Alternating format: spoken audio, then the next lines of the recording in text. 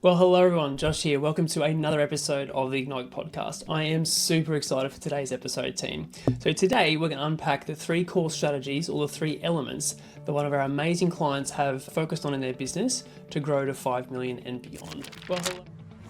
So really looking forward to today's episode. Let's get into it. So, team, we are fresh off a conversation with Mandy, Alex, and David from Austral Archaeology. They did an amazing presentation to our boardroom clients today. They spent a complete hour unpacking their business, where they've come from, where they're going, what's kind of helped them get there. And so much so that I thought what I'd do is I've got all the notes from our entire conversation here on the screen. And what I thought I'd do is we'll just walk you through, I guess, the top areas or the main things that we focused on with Alex and Mandy. Dave's still in the UK, focused on with Alex and Mandy in terms of their journey with Austral and how they've grown their business. So let's kind of get into it. So, and actually before I do, we named this session Mindset to 4.5 million, Systems at Scale and Clients at Fit. But I was just told from Mandy, a couple of days before the session started, that they're actually on track to hit 5 mil. So hence the crossed out 4.5 mil and on track to 5. So congrats, team. Let's get into it. So I guess a bit of scene setting. So 2019, the business was 3 people. Now it's 30 staff, 5 million, and doing super well. So I guess joining us in our boardroom coaching program, they were doing roughly, they joined June 24, doing roughly 4 million. They felt like, in their words, before joining boardroom, things were going okay, but they felt like they were plodding along. They felt like they had a bit of that sort of, as directors, having that employee mentality. And so plodding along, they were kind of like, just kind of going through the motions, doing the things that they needed to do. Business was okay, going all right. Profit margins weren't where they wanted them to be, and just kind of cruising along. They had this kind of employee mentality. So they'd come from big corporate, then became business owners, and were really bringing the same, I guess, employee mentality to how they were running the business, which obviously to a certain point, doesn't serve you. They did talk through a bit of debt that they carried through from the business. One of the things they talked about was, pre-boardroom, feeling alone, feeling like, the problems that they were experiencing, the things that they were going through, they were on their own and really had no one to talk to about them, no one to bounce ideas off, no one who was going through the same things as them. They also felt like they were stuck in paralysis by analysis. So I'm sure you can relate. As a business owner, you've got so many decisions ahead of you, and those decisions start to compound, they start to back up. And when you have 10, 20, 30, 40, 50 decisions all in your head that all need to be made, you start to do the paralysis by analysis, and you kind of spin your wheels, you go nowhere, and you have no outlet for those decisions because it's all in your head and you don't know how to make those decisions with confidence and move forward. So, in their words, they reached out. They've been with us for just under a year now. In terms of where they're at now, so obviously they're on track to hit 5 million, so from 4 to 5 in less than 12 months, which is incredible. They feel like they're part of a community, like they've got people they can talk to, a massive community of people around them. They feel like business is smooth.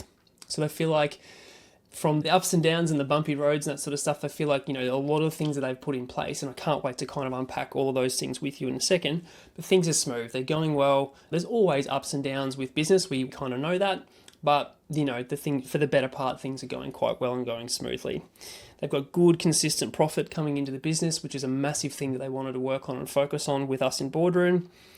This one was awesome for me, a very low staff turnover. They feel like, they've come through a period of, and I'll get to this in a second in the third point, they've come through a period of having high staff turnover for a bunch of reasons, but really feel like now they're on top of the staff turnover, things are going super well, and the culture and all that sort of stuff within the business is humming nicely.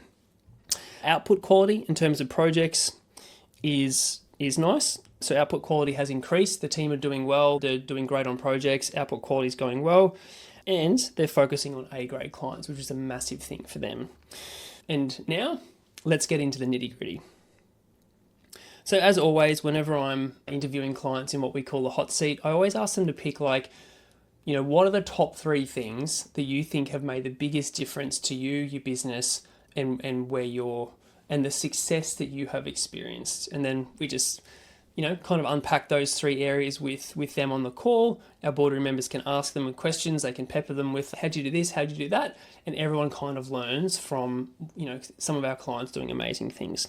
So the three key areas that Mandy and Alex talked to us about, one was mindset, two was systems, and three was clients.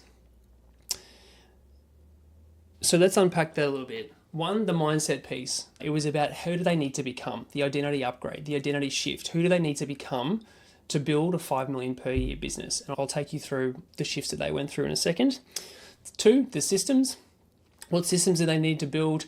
How do they set KPIs for their team? How do they set expectations in terms of the team following those KPIs and doing the things that they needed to do?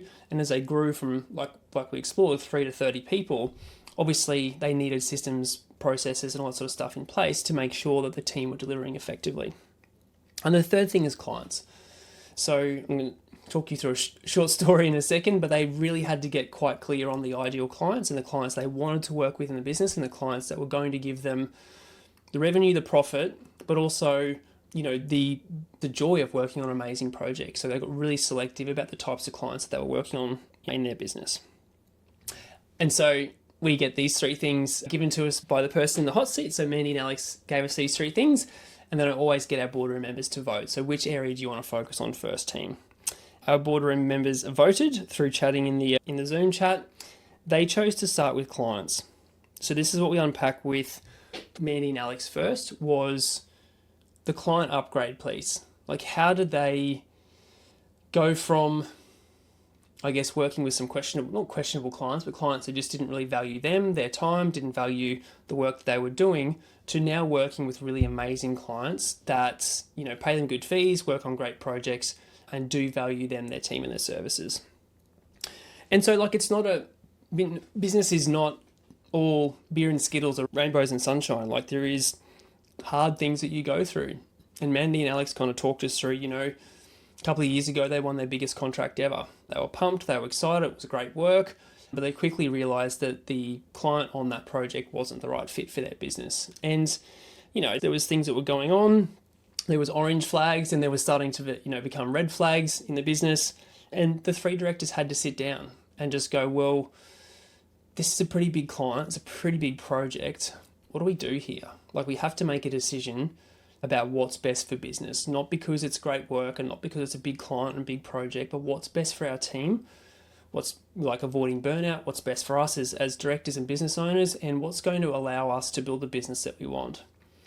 And it just shows such immense maturity of them as business owners to come to the decision where they actually were like, well, we have to walk away from this client, this project. There was a bunch of things happening, invoices weren't being paid. In their words, they probably let it go on for a little bit too long, but they had to make a decision as business owners and go, well, I think it's time that we walked away from this. And it's easy for me to recount it, it's easy for me to kind of talk about it, but I know what they went through was super hard in terms of making a decision to walk away from an amazing project with a particularly difficult client. But as they've said, it was one of the best decisions they've made because it showed they grew as people, they grow as business owners, the team respect them now in terms of making that decision, and it's freed up, in terms of what I've got here, this lost opportunity cost, it's freed up time for the directors now to go and focus on bigger, better, more exciting projects that will yield amazing returns for the business and allow them to take their business to that next level. So I guess as we kind of work through this with Mandy and Alex, the client piece it's not easy, it can be hard. And as I've got up the top here, the people pleaser really starts to come into its own in terms of I can't walk away from a client. What are they going to think? What are they going to say? All those sorts of things. And so there's a lot of inner work, there's a lot of mindset work, and we're going to get to mindset in a second. A lot of inner work and mindset stuff that has to happen for you to get to a point where you can stand on your own 2 feet and go, Mr. and Mrs. Client, we need to walk away from this because it's not working for our business. And so they shared that story to kind of highlight the fact that it's not all roses and sunshine. And yes, you get to a point sometimes where you have to make a decision for what's right for the business, not for what's right for the client. And so that journey has led them to getting to a point where, in terms of their ideal client, they're very selective now about who they work with. They're very clear about looking for early warning signs. They're very clear in the finding process about who they want to work with and the projects they want to take on. And they kind of mapped out for our boardroom members like some of the things that they look for in an ideal client. So they look for those, initial warning signs that the client might not be all that they seem, and will make a decision to walk away earlier if they think it's going to go pear-shaped. Doing things like credit checks on clients. They will get their lawyer to review all big contracts moving forward. And this one really hit home for me, and I think it hit home for our boardroom members as well. Like, really, when they look at clients, they actually assess the value that the client can bring to their business now, not the other way around. So when they're really looking at clients, they're going, what value can you bring to my business? Are you bringing a project that my staff will love? Are you bringing a project that my staff will hate? Are you the type of person that my staff will love? Are you the type of person that my staff will not get on with? So they're really assessing, and they're doing that critical assessment of clients now to go, what's the value that you can bring to my business? And I think that's so powerful. And I think a lot of you who are listening can take away something from that. Assess the value that that client will bring to your business, not the other way around. So that's the first of the three. Clients, upgrading clients, working with better clients, and making the decision sometimes to walk away from great projects with not great clients. The second thing that we covered was mindset. This was huge. Like, we talk a lot in boardroom, I talk a lot about on the podcast, the identity shift and the identity changes that are required for you to go from a 1 million business owner to a 3 million business owner to a 5 to 10 to 15 to 20 requires you to do a lot of heavy lifting, a lot of mindset shifts, sleepless nights, uncomfortable feelings and emotions as you go through upper limit stuff, as you go through identity shifts. And, Alex and Mandy just talked us through the entire kind of mindset process they've been through to go and to build a 5 million per year business. So that's kind of what I want to walk you through now in terms of what we covered. So the first thing was the people pleaser.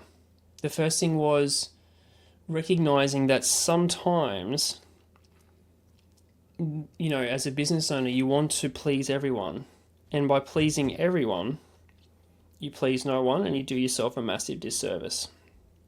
So that was the first thing they went through, recognizing they can't please everyone, and that they were avoiding hard conversations. And I love this, but Mandy sort of shared when she's got to have a hard conversation, she does that first up in the morning because it's her big rock. She gets it out of the way early in the day. If she has to call a client or has a chat with a staff member, that's got to happen first up in the morning. And I encourage all of our boardroom clients, like, when you look at your big rocks for the day, when you come to the office in the morning, what are your 2 or 3 big rocks that you need to get done? Tick them off first so that when your day goes pear-shaped, and they always do, you've at least done your big rocks for the day. So Mandy sort of shared an amazing tip, which is have those hard conversations up front first in the morning so you know it's done, and then you don't have to worry or stress about it across for the rest of the day. So the first big mindset shift was really moving away from the people-pleasing part of your personality and recognizing that sometimes you have to have hard conversations, do hard things, and do things that sometimes people won't like, but it's for the greater good or for the better of your business. So 1, people pleaser.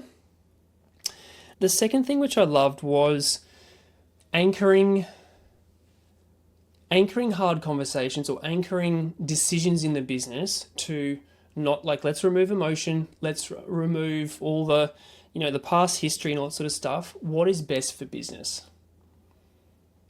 What is best for business? So anchor those decisions that you have to make in your business to what's best for business. And does this decision take me closer towards my business vision or further away? And I think when we can really look at business decisions through that lens, it makes them so much easier to make and allows us to make those decisions much more quickly. Does what I'm about to do take me closer towards my vision or pull me further away? So that's the second thing that they shared. Third one was time sinks, in terms of just looking at, from a mindset shift, recognizing that you can't do everything yourself, recognizing that you can't take on everything in the business. As a practical example, tracking timesheets and looking at where all your time's going. And so Mandy shared that she recognized that like 10 to 15 hours of her week were going towards HR and HR, things in the business. And so the directors sat down and said, well, Mandy, your time is better spent elsewhere. Why don't we hire a HR person to come into the business? And that's what they've done. So they've looked at time sinks, Where is time being sunk or going to that is not high value time? And how do we get that time back through hiring? So it's hiring to buy back your time, and it's moving the directors into high value activities as opposed to being stuck in low value activities. So that's the third thing we covered from a mindset point of view. The fourth thing I love, which is just keep growing. Like keep getting outside of your comfort zone, keep learning, keep doing online tutorials, do courses like Boardroom and do programs like Boardroom, keep getting exposed to yourself, exposed to things that push you outside of your comfort zone, all those sorts of things. So the fourth mindset shift was keep growing. And the fifth mindset shift, which Alex said I love, is just courage. Back yourself to make the decisions in the business that you need to make and be courageous, knowing that you have the answers within you, because sometimes we second guess ourselves and, analysis by paralysis or whatever the saying is. Sometimes it's just about backing yourself and going, no, this is the right decision. I know within my heart of hearts this is the right decision. And just having that courage to be yourself, to back yourself, to make the decision and to move forward. So they're the mindset pieces that we covered in terms of what's taken them to a 5 million per year business, which I freaking love. And we had so much amazing feedback from our boardroom members post this session on this piece, the mindset piece, because it's like something that everyone goes through. It doesn't get talked about enough, but it's something that everyone goes through. It's the identity upgrade, the identity shift. It's the upper limit stuff. It's the who do I need to become to grow a 5 million per year business. It's all of that sort of stuff. And that's what we talked about with Mandy and Alex. The third thing, or the third, big idea was systems. So really looking at the systems that they need to put in place to grow the business. Recognizing that, as they put it, they had a whole bunch of false assumptions, being business owners, being that, when you give team a task, they're just going to follow it. They're going to do it to the budget. They're not going to waste time. They're just going to get it all done right, and it's going to be amazing. And so, that happens 40 or 50% of the time. The other time, things happen. Stuff comes up. Staff get pulled off track. They get pulled onto other projects. But there's all these things that happen that, as business owners, we have to face. And so it's recognizing that you have to put systems and processes in place for your team to thrive. We think that sometimes putting systems and processes in place mean that our team will feel like they're being micromanaged or that they're being told what to do. But in actual fact, systems and processes they're the guide rope. It means that our team can feel safe. They know what to do. They know what to do next. They know what's expected of them, and they can then thrive in that environment. And so they said they feel like they had a lot of staff turnover, and it was caused because there was no true north. Like they didn't have, as part of their onboarding system, like a video from the directors to say, hey, welcome to Austral. This is where we're going as a business. This is our vision for the business. This is where we're taking things. This is what we're doing. This is, your part to play in all of that. And they said once they started to really hone in on like the whole staff journey piece, like really painting the future for their staff members. This is where you fit in. This is the journey of the business. This is the North Star. This is the vision, that sort of stuff. Staff really started to buy into that vision. And the people that weren't part of that vision obviously self-selected out. But the staff turnover has really dropped since they've implemented these onboarding systems, as well as like building great foundations for their team to thrive. So they talked about building great staff foundations, assessing the weakest link and fixing that first. Like sometimes as business owners, we're always looking at the million things on our list that we have to fix and, sort out in our business, and we just get overwhelmed, where it's like, okay, well, no, what's the weakest link? What's not working right now? How do I fix that? Cool, let's fix that. Let's get a SOP in place to fix that. Let's move on. So assessing the weakest link and fixing that first. They often talk too about like delegating internal projects to team as well. So obviously as 3 directives, they can't do everything, but how do you delegate internal projects to team? So people who are inspired, motivated, have an interest in that particular internal project, who will take it and run with it, and actually delegating that to team and giving your team responsibility has been a massive shift for them as well. Staff won't adopt things that are hard, so making SOPs easy to follow, making systems and processes easy to follow, and tying, staff KPIs and that sort of stuff to adopting SOPs in the business. So really getting systems focused and recognizing that if they build a systemized business, it's going to run well without them, it's going to make great profit, and it's going to do all the things they want it to do, which it's really starting to do now, which is amazing. Okay, that's it. So they're the 3 core areas: mindset, system, and clients that the Austral team have implemented in their business that's allowed them to build a 5 million per year consultancy. So I think that's all I want to cover with you today, team. I guess the question for you is, do you want similar results or better? So if you do, there'll be a link below this episode to book in a business growth call or a business audit call. If you want some help growing your business, would love to have some time with you on Zoom, unpacking your business and looking at what's next for you in your business. So if that's you, follow the link below this episode and would love to have a chat to you through a business audit call and unpack your business. But yeah, have an amazing day. Hopefully that's helped, and talk to you soon.